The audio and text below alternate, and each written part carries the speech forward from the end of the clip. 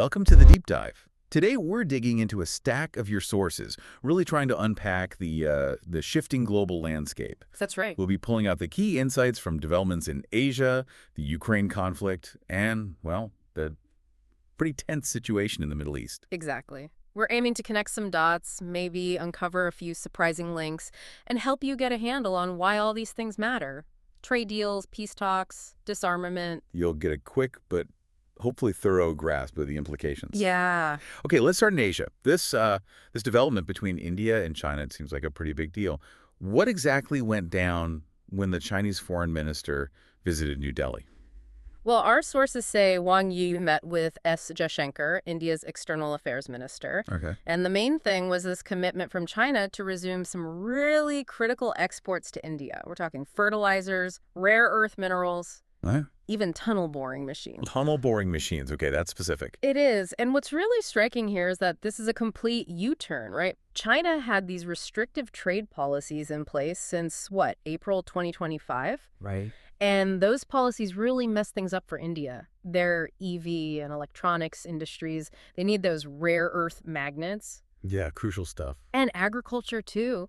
India gets something like 80% of its specialty fertilizers from China. Wow, 80%. Yeah.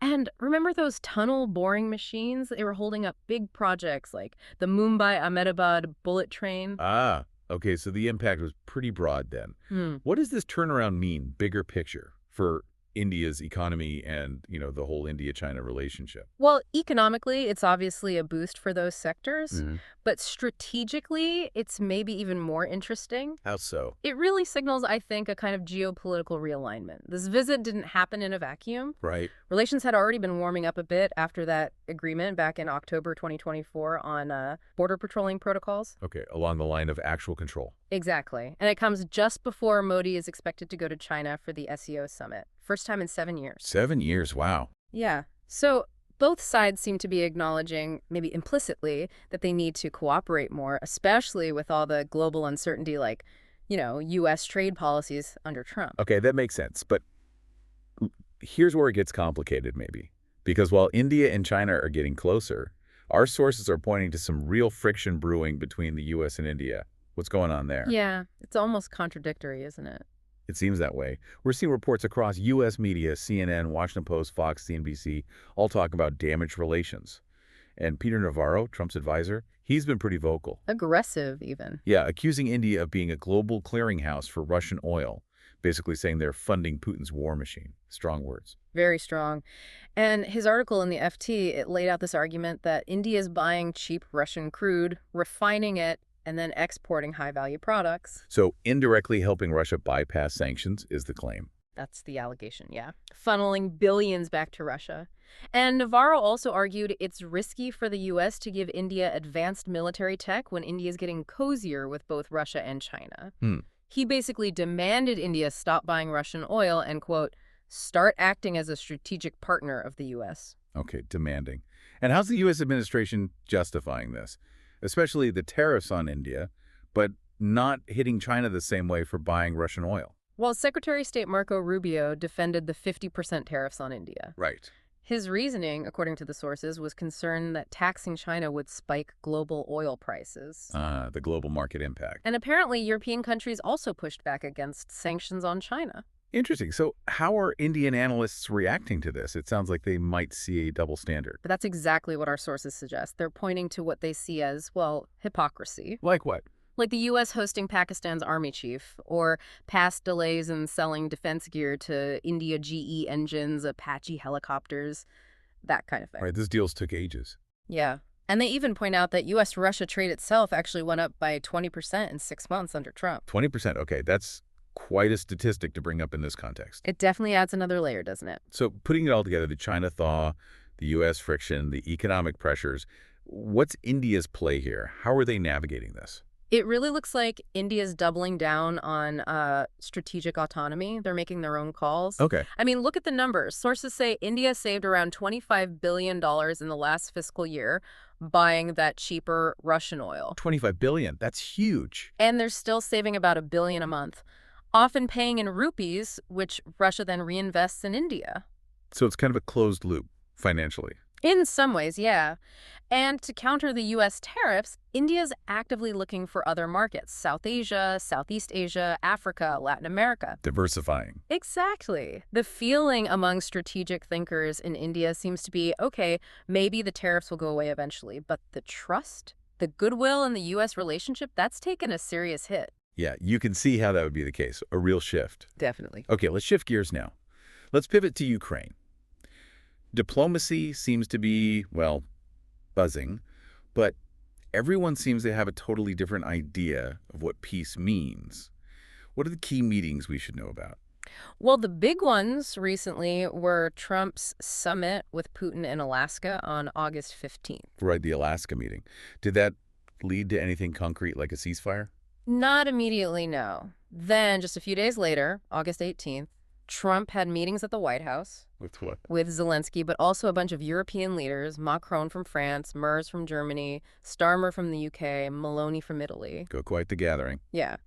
And what's fascinating, or maybe confusing, depending on how you look at it, is the apparent change in Trump's tone. After meeting Putin, reports suggested he was leaning towards Ukraine needing to make territorial concessions. Okay, conceding land. But then, after meeting Zelensky and the Europeans, he reportedly sounded much more supportive of Ukraine. Yeah, even saying Putin had, quote, agreed that Russia would accept security guarantees for Ukraine, although, the Kremlin kind of pushed back on that characterization later. Right, classic diplomatic he said, she said. Exactly. And Trump was even caught on a hot mic saying, Putin wants to make a deal for me. Wants to make a deal for him. Interesting phrasing. Okay, so in those White House meetings, what was Ukraine's big move? What did Zelensky bring to the table? He came with a massive proposal: a $90 billion U.S. weapons purchase plan. $90 billion. Wow. Who pays for that? The idea is it would be financed by European partners. Ah, okay. And what kind of weapons? Mainly aircraft, air defense systems, the big ticket military hardware. Got it. And there was also a separate $50 billion proposal for drone production, but using Ukrainian companies. Building up their own industry. Right. Zelensky laid out this three-part security framework: keep the funding going for Ukraine's military, get this huge U.S. weapons package, and boost their domestic drone capacity. And how would that framework function, like NATO? Modeled on NATO's Article 5, the collective defense idea, yes. But crucially, without formal NATO membership. Interesting distinction. And Trump's angle on this? He framed it very much as selling weapons, good for American industry, not just aid. Right, the America First business angle. Exactly. Which really makes you ask, is this primarily about peace, or is it about using economic deals to shape the geopolitics? Yeah, that's the core question, isn't it? And Ukraine's position is clear. They reject Putin's demands to withdraw from Donetsk and Luhansk. No territorial concessions from their side? None. And they insist Russia must pay reparations, maybe using those $300 billion in frozen Russian assets. Okay, a hard line. What about the Europeans in the room, like Macron? Well, Macron especially seemed very wary of any deal that might sideline Ukraine or Europe itself. Right. He flat out said he thinks Putin just wants Ukraine to surrender, not real peace. He stressed the need for a united front and insisted, no territorial discussions about Ukraine without Ukrainian leaders. Standing firm with Kyiv. Very much so. Okay, so you have all this diplomacy, these big proposals, but what's actually happening on the ground? And what's Russia saying, officially? Well, despite all the talk, Russian forces kept up their long-range strikes deep inside Ukraine.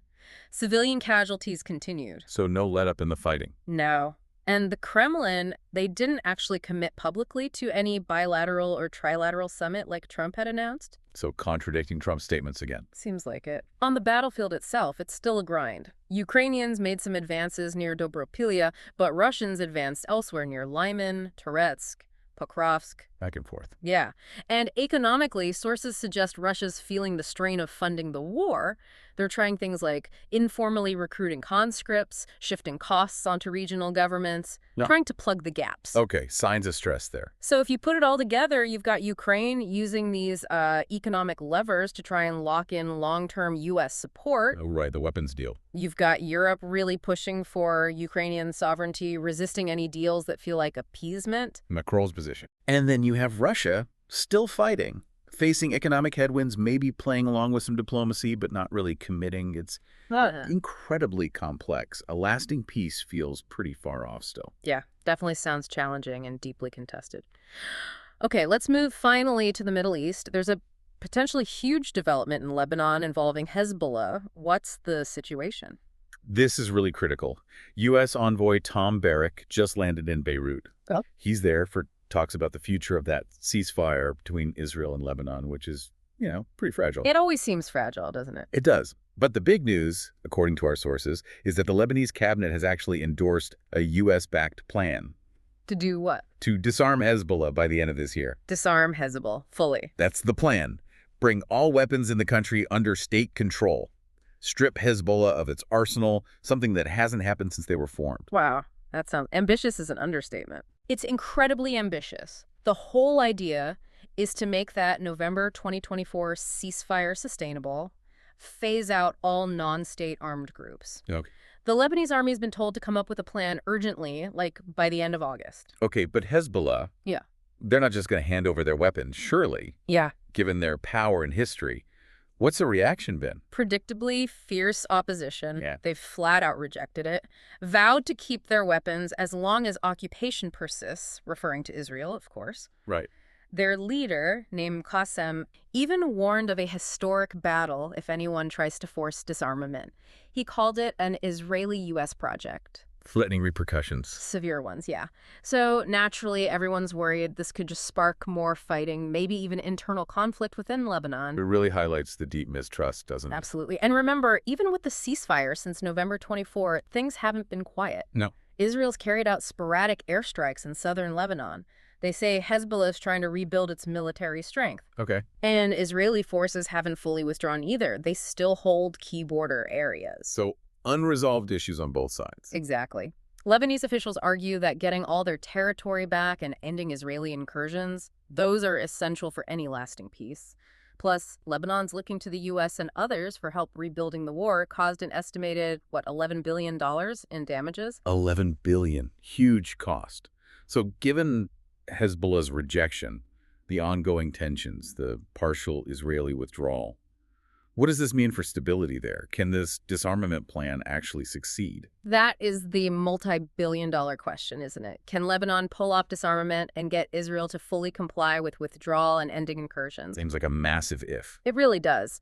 Envoy Barrack sounded optimistic, but cautious. He stressed it has to be a Lebanese process. Meaning the U.S. can't just impose it. Right, but Lebanon's own president, Joseph Aoun, has warned that not following this U.S. plan could be disastrous, potentially leading to more intense Israeli attacks and deeper economic isolation for Lebanon. So they're kind of caught between a rock and a hard place. Very much so. Whether this incredibly ambitious plan succeeds or fails, it's going to have huge consequences for the region, for the ceasefire's fate, and for Iran's influence through its proxies. Yeah, a real potential flashpoint to watch. Yeah. Okay, well, we've covered a lot of ground today. Shifting ties in Asia, the complex dynamics around Ukraine, and this precarious situation in Lebanon. It really shows how interconnected everything is, doesn't it? A trade deal here, a weapons proposal there, a disarmament plan somewhere else. Yeah. They're all threads in this bigger global tapestry, and pulling one affects the others in sometimes surprising ways. Absolutely. So stepping back from all the details we've unpacked, what's the one big thought or question that stands out to you from this deep dive? I think it's this. We keep seeing traditional alliances get tested, right?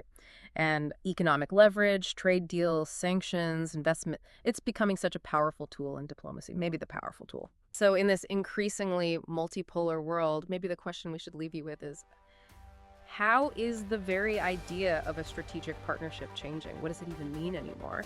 And critically, what does that mean for global stability going forward?